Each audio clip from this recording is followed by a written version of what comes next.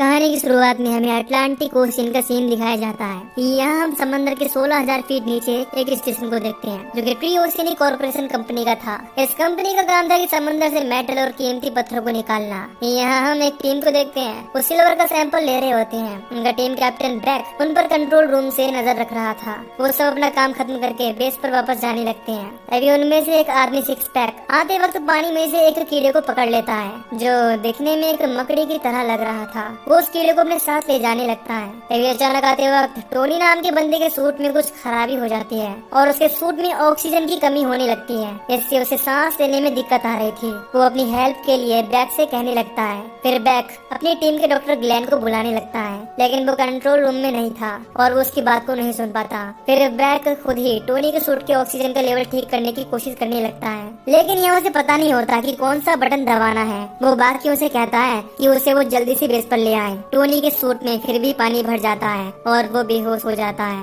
Base पर आकर back उसका सूट खोलता है। कुछ देर में उसे होश आ जाता है और वो बिल्कुल ठीक होता है। अब बैक सबसे कहता है कि हमारे इस स्टेशन पर रहने के केवल 3 दिन ही बचे हैं, इसके बाद वो सब जमीन पर होंगे। ये सुनकर वो सब खुश होते हैं क्योंकि वो पिछले 87 दिन से यहाँ थे। ये सब बात कर ही रहे होते हैं कि तभी वहाँ डॉक्टर ग्लेन आ जाता है। बैक उससे कहता है कि तुम्हें उस टाइम कंट्रोल रूम में होना चाहिए था। इस पर ग्लेन कहने लगता है कि शायद ये उसके सूट में होल हो जाने की वजह से हुआ होगा। ये कहकर वो वहाँ से चला जाता है। उसे तो मानो कोई परवाह ही नहीं थी। इसके बाद सब अपने अपने काम में लग जाते हैं। इधर विली सबके सूट को चेक कर रही होती है। तभी उसे सिक्स पैक के सूट में कुछ गड़बड़ी दिखाई देती है। जैसे ही वो सूट को खोलकर देखती है तो उसमें से वही मकड़ी निकलती है जो सिक्स पैक को पानी में मिली थी। फिर विली किसी तरह से पकड़ लेती है। इस पर वो सिक्स पैक से गुस्सा होती है और उसे स्पीकर पर सुनाने लगती है, लेकिन वो उसकी बातों को मजाकों में लेकर हंसने लगता है। खैर अगले सीन में बैक अपनी बॉस मार्टिन से बात करता है। वो उनसे पूछती है कि क्या मेटल के अलावा और कोई एक्सपेंसिव यानी कीमती चीज मिली है, लेकिन बैक कहता है कि उन्हें ऐसी कोई चीज नहीं मिली, हमें केवल सिल्वर के मेटल के अलावा कुछ नहीं मिला। अब मार्टिन कहती है कि तुम्हें कुछ ऐसा ढूंढना होगा जिससे हमारी कंपनी के शेयर मार्केट में बढ़ जाए। ये कहकर वो वीडियो कॉल कट कर देती है। इसके बाद सब एक जगह खाना खाने लगते हैं। तभी अचानक समुद्र में सुनामी आने लगती है। इस वजह से उनका बेस हिलने लगता है।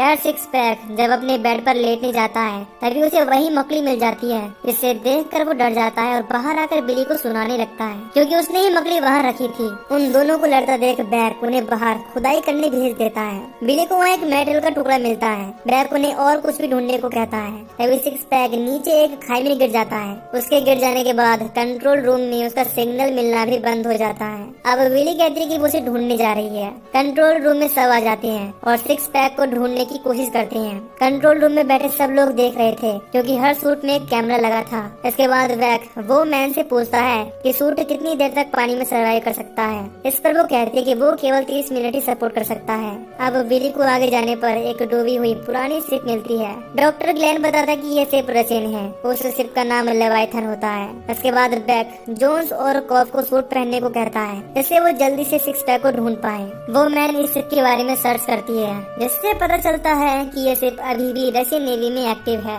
और इसकी लोकेशन बाल्टिक सी है। ग्लेन कहता है कि ये खबर गलत भी हो सकती है, शायद उन्हें पता ही नहीं हो कि हमारी शिप कहाँ है। इधर शिप के अंदर बिली को बहुत सी कंकाल मिलते हैं। उनसे बचती हुई आगे जाने पर उसे सिक्स पैक भी मिल जाता है। वो काफी खुश होने लगता है क्योंकि उसी शिप में उसे एक बॉक्स मिला था। खैर वो उस बॉक्स को लेकर बेस पर वापस आ जाते हैं। सब उस बॉक्स को चेक करने लगते हैं। इसी बीच सिक्स पैक उसमें से एक शराब की बोतल को छिपा लेता है। उन्हें उसमें बुक्स और रशियन करेंसी भी मिलती है। फिर उन्हें एक छोटे बॉक्स में बोट का भी मिलती है। इसके बाद बैक और ग्लेन कमरे में उसी शिप के कैप्टन की वीडियो को देखने लगते हैं, लेकिन बैक को रशियन लैंग्वेज नहीं आती थी, जिस वजह से ग्लेन उसे ट्रांसलेट करके बताता है कि उस वीडियो में वो किसी अजीब तरह के इन्फेक्शन के बारे में बता रहा है जो उसने पहले कभी नहीं देखा था। तभी अचानक कैप्टन के पीछे से कोई आ जाता है और ये वीडियो यहीं बंद हो जाती है। अब ग्लेन को काफी कंफ्यूजन होता है कि एक ही नाम की 2 शिप कैसे हो सकती हैं। उसे ये काफी अजीब लगता है। अब ग्लेन शिप की कंडीशन देखकर बताता है कि इसमें एक्सप्लोजन यानी ब्लास्ट हुए हैं और इसी की वजह से इसमें पानी भरा होगा।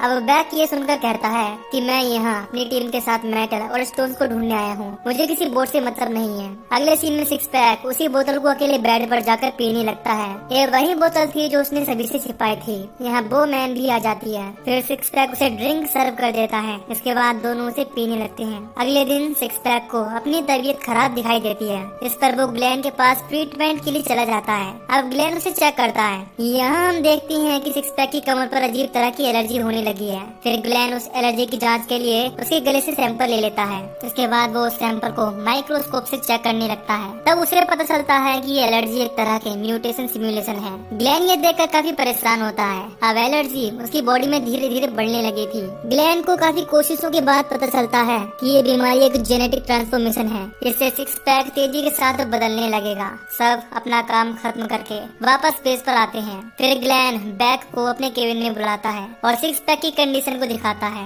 ग्लेन कहता है कि कुछ टाइम में सिक्स पैक की मौत हो जाएगी। इसके बाद ग्लेन टीम के हर बंदे का चेकअप करने लगता है। ग्लेन सबका चेकअप करता है। इसमें वो सब बिल्कुल ठीक थे। इसी बीच जब बोमैन का नंबर आता है तभी वहाँ बैक आकर ग्लेन को अपने साथ ले जाता है। अब वो दोनों इस बीमारी के बारे में मार्टिन से बात करते हैं। वो उसे जल्दी ही एक मेडिकल टीम को भेजने को कहते हैं, लेकिन मार्टिन उनसे कहती है कि कुछ टाइम में एक तूफान आने वाला है, इस वजह से वो मेडिकल टीम नहीं भेज सकती। वो उनसे कहती है कि तुम्हें 12 घंटे का वेट करना होगा, उसके बाद ही कोई टीम भेज पाऊंगी। इधर वो मैन की हालत खराब होने लगती है। विली वहाँ आती है, उसे के बेड पर लेटा देती है। इसके बाद वो डॉक्टर को बुलाने के लिए चली जाती है। तभी वो मैन नोटिस करती है कि उसके बाल झड़ने लगे हैं। इसके बाद वो सिक्स पैक के पास आकर देखती है कि उसकी बॉडी गलने लगी थी। ये देखकर वो बहुत घबरा जाती है। खैर वहाँ सब पहुँच जाते हैं। वो देखते हैं कि वो मैन ने अपना हाथ काटकर सुसाइड कर लिया है। दूसरी तरफ सिक्स पैक की भी मौत हो जाती है। वो मैन की डेड बॉडी को देखकर सब काफी दुखी थे। खैर अब वो सब उसकी बॉडी को सिक्स पैक की बॉडी के पास रख देते हैं। फिर बैक सबको बताता है कि तूफान आने की वजह से उन्हें अभी 12 घंटे और यहाँ रहना होगा। ये सुनकर सब परेशान होने लगते हैं। तभी अचानक उन्हें एक कमरे से कुछ सामान गिरने की आवाज आती है। बैक और ग्लेन वहाँ देखने के लिए चले जाते हैं। वो देखते हैं कि सिक्स पैक और बोमैन की बॉडी आपस में जुड़ रही है और वो देखने में अब एक क्रीचर की तरह लग रहे थे। अब बैक डिसाइड करता है कि वो उनकी बॉडी को उठाकर बेस से बाहर फेंक देंगे। वो उन दोनों को एक बैग में डालकर ले जाने लगते हैं। जाते वक्त उनकी बॉडी काफी हिल रही थी। तभी उस बैग के अंदर से एक क्रीचर बाहर निकलने लगता है और उन पर हमला करने लगता है, लेकिन सब मिलकर किसी तरह से उसे बेस से बाहर फेंकने में कामयाब हो जाते हैं। इसी बीच उस क्रीचर का एक हिस्सा कटकर बेस के पानी में गिर जाता है। इसके बाद हम विली को देखते हैं जो बाथरूम में नहा रही होती है। वो वही पानी यूज करती है जिसमें वो कटा हुआ हिस्सा था। इसी बीच हम देखते हैं कि उस क्रीचर के हिस्से से टेंटेकल निकलने लगे हैं। इधर बैक, जोन्स और कर्ब मिलकर सिक्स पैक के रूम की तलाशी करने लगते हैं। उन्हें वहीं ड्रिंक की बोतल मिल जाती है जो कि सिक्स पैक और बोमैन ने अकेले ही पी थी। सबको पता लग जाता है कि सिक्स पैक की मौत इसी वजह से हुई है। हो ना हो ये बीमारी इसी ड्रिंक की वजह से आई है।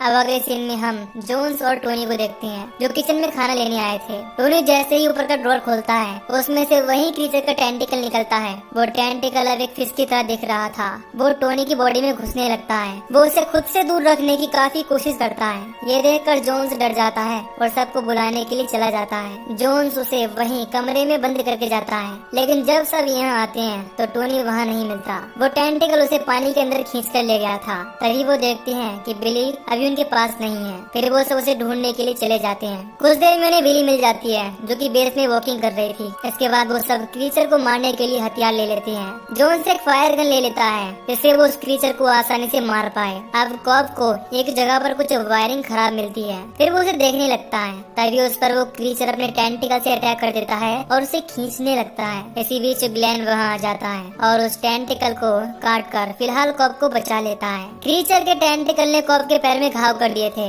यानी वो भी अब इन्फेक्टेड हो गया था। इसके बाद ग्लेन सबको बताता है कि ये क्रीचर तेजी से ग्रो हो रहा है और इसे केवल ब्लड चाहिए, यानी कि खून चाहिए। खैर इसके बाद ये दो ग्रुप्स में बंटने का डिसाइड करते हैं। एक तरफ जोन्स और बैक और दूसरे ग्रुप में बिली, ग्लेन और कॉब थे। दूसरी तरफ हम देखते हैं कि वो क्रीचर पहले से काफी बड़ा और खतरनाक हो गया है। अब बैक कुछ खून को नीचे गिरा देता है जिसकी गंध से क्रीचर अट्रैक्ट हो जाए और वो सब मिलकर उसे मार दें। इधर कॉब की तबीयत खराब होने लगती है। ग्लेन ये देखकर शॉक होता है। फिर वो कंट्रोल रूम में आकर बेस के इमरजेंसी सिग्नल को स्टार्ट कर देता है। दूसरी तरफ वो क्रीचर उस खून की गंध से उनकी तरफ आने लगता है। इधर कॉब की कंडीशन और खराब होने लगती है। उसके हाथ पर क्रीचर जैसे दांत दिखने लगते हैं। बिली ये देखकर डर जाती है और बैक को बुलाने के लिए उसकी तरफ जाने लगती है। जैसे ही उनके पास पहुंचती है वो क्रीचर उसे देख लेता है और उसके पीछे लग जाता है। फिर किसी तरह बैक और जोन्स बिली को बचा लेते हैं। इधर कॉब ग्लेन पर अटैक कर देता है, इससे अब वो भी इन्फेक्टेड हो जाता है। इसके बाद बैक, बिली और जोन्स कंट्रोल रूम में आते हैं। वहाँ वो देखते हैं कि ग्लेन ने उनके मरने का वारंट बना रखा है जिसमें उसने लिखा है कि हम खुद ही इस बेस पर मरने को तैयार हैं ताकि ये क्रीचर मेन लैंड पहुंचकर अटैक न कर दे। फिर वो मार्टिन से कांटेक्ट करते हैं और कहते हैं कि हमें जल्द जल्दी से यहाँ से निकाल लो। लेकिन मार्टिन कहती है कि समंदर में अभी भी तूफान चल रहा है और वो 48 घंटों के बाद ही वहाँ उन्हें रेस्क्यू करने आ सकती है। जोन्स उससे कहने लगता है कि तुम हमारे साथ ऐसा नहीं कर सकती, लेकिन मार्टिन तुरंत ही कॉल काट देती है। खैर अब उनके पास वेट करने के अलावा कोई रास्ता नहीं था। विली जोन्स आराम करते हैं और बैक वहाँ नजर रखता है। फिर उन्हें पता चलता है कि न्यूज में कहा गया है कि अटलांटिक ओशन में काम करने की एक टीम की मौत हो गई है। यानी मार्टिन ने बता दिया है कि उसकी टीम समंदर में मर गई है। इसका सीधा मतलब ये था कि वो उन्हें बचाने के लिए कोई भी टीम भेजने वाली नहीं है। खैर तभी वो क्रीचर बेस की हवा को बंद कर देता है। अब उनके पास सिर्फ 10 मिनट ही थे यहाँ से निकलने के लिए। इसके बाद वहाँ की ऑक्सीजन खत्म हो जाएगी और टाइम पूरा होने पर बेस ब्लास्ट भी हो जाएगा। फिर वो तीनों जल्दी से वहाँ से जाने लगती हैं। रास्ते में उन पर वो क्रीचर अटैक करने लगता है। तभी बैक कुछ इलेक्ट्रिक तारों को उसके ऊपर डाल देता है। इससे वो क्रीचर अभी के लिए वहाँ से भाग जाता है। अब उस क्रीचर के अंदर टोनी और ग्लेन के चेहरे दिखाई दे रहे थे,